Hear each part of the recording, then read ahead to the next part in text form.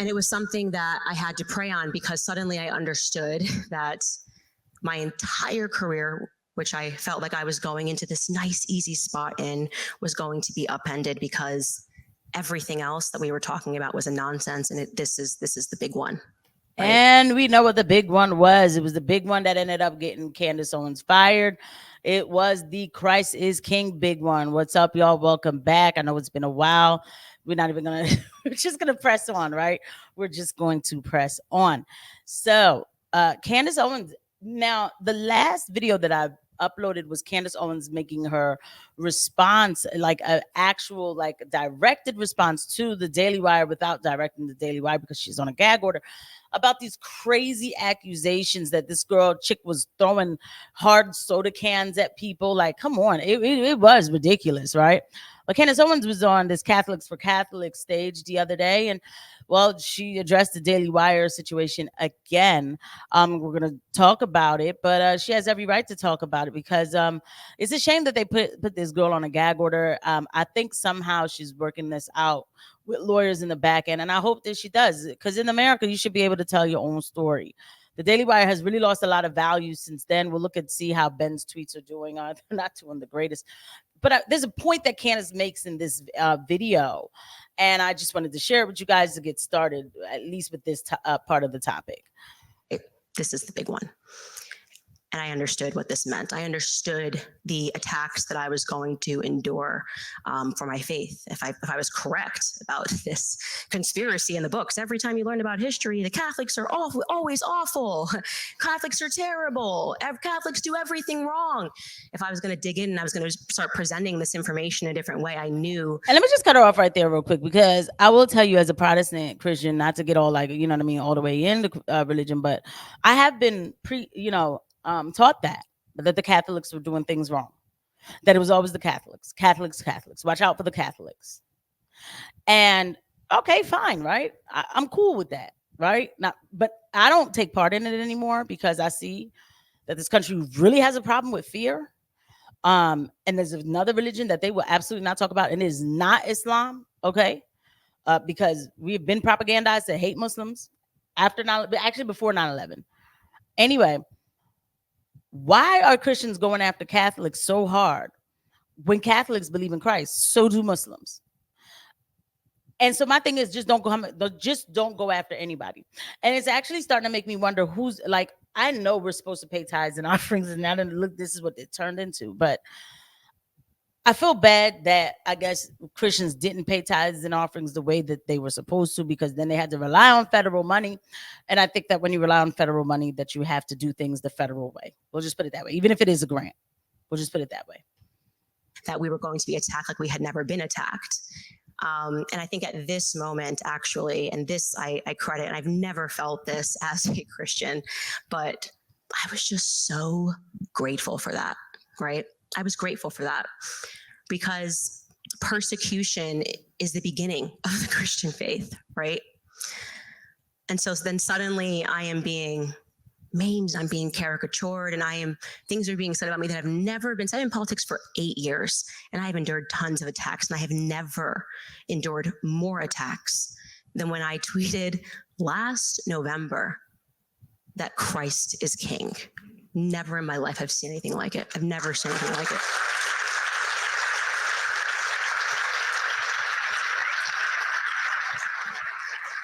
It was very much like those old black and white films where, you know, the vampire and just like one, you know, I was just, what is happening, guys? I literally just tweeted Christ is King, and you know, every person trying to intellectualize it and to explain, no, this really is actually anti-Semitism. Like, if you really look in between the lines and like what's actually happening here in this tweet when she says that Christ is King, no, this is the devil. No, she cannot. I mean, sometimes it can, when you say that Christ is King, it could mean this. And did you see this random guy on the internet that Candace doesn't know? Well, he's a white supremacist, and he also says Christ is King, which means therefore Candace Owens is definitely white supremacist if she continues to say Christ is King. It was psychotic. It was psychotic. And you know, a lot of times, listen, I've not been a Candace Owens girl I've always actually had a lot of scrutiny for Candace, especially with that whole Stephen Crowder thing. But this particular moment in time, I can't deny anything that Candace is saying. It was absolutely insane to the point where Candace got fired for it. And y'all know we already covered that on this channel. Andrew Craven made it clear. Like, she got fired for saying Christ is king. And for the fact that there was somebody who liked her content. She should have disavowed them. So tell me that the right isn't engaging in some very dangerous cancel culture, right? By the way, guys, on this channel, we don't do cancel culture. We talk about everything. We talk about it all. And, we bring the asteroid, guys. So please don't forget to hit the like button. Don't forget to subscribe. Please hit the notification bell. And thank you so much for watching. But coming back to it, like, she's not making up everything that she's saying is so true. Like, why did it turn into? I mean, the girl got fired, and I just think, to me, like, I'll say this on a cultural aspect, like, as far as when you look at like Twitter and you look at like Ben Shapiro's tweets and everything, they're not, like. They're not. People are looking at the Daily Wire kind of funny. Now, we've already talked about it, right? The Daily Wire isn't going anywhere, okay? And I'm not sitting here like, oh, they need to lose their platform because I'm a Christian and I don't like that. Like, no, I'm not one of those. I'm not them. Don't be silenced, I think that, like, what's this guy's name? Patrick Bet David said, I think it's true. Maybe they should call themselves the Daily Jewish Wire or something like that. But whatever, right? Because the thing, what I don't like that the Daily Wire did is that they mounted their whole mandate, like their whole position on free speech. We're fighting for the little guy and da da da da. And like it's like, actually, no, you're not. Because once we cross you and we don't agree with you, it's a problem, right? I mean, it's still, and so even Ben Shapiro's answer for this about being Israeli first is, well, no, we have Matt Walsh.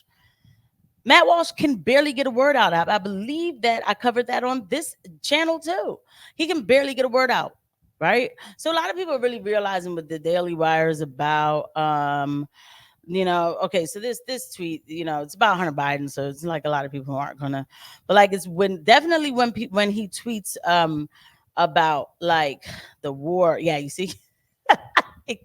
Ray is already up on it. You're still seething because he doesn't support your genocidal war move to Israel already.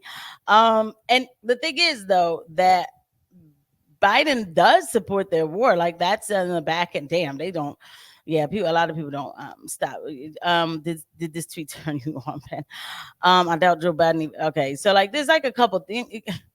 So, I mean, well, that's about like Harry Sisson, but there's certain tweets that he'll tweet, and it's like, I don't even know why you're talking, because a lot of people have had it with Ben Shapiro because of his policies. Like, and again, I understand it on an aspect of being, Jewish and Israel means a lot to you. Like, I get that, but it gets to a point where it's almost like, where we can't even, you just don't get it at all.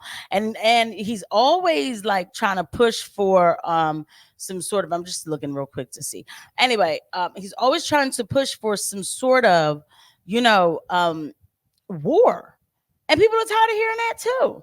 He does a lot of retweeting. He doesn't post too often anymore. And I mean, I understand why too, because a lot of times they do get ratioed, but I'm not even going to show you some of the people who are ratio on Daily Wire because it probably will get this whole thing canceled. So we'll just leave it there.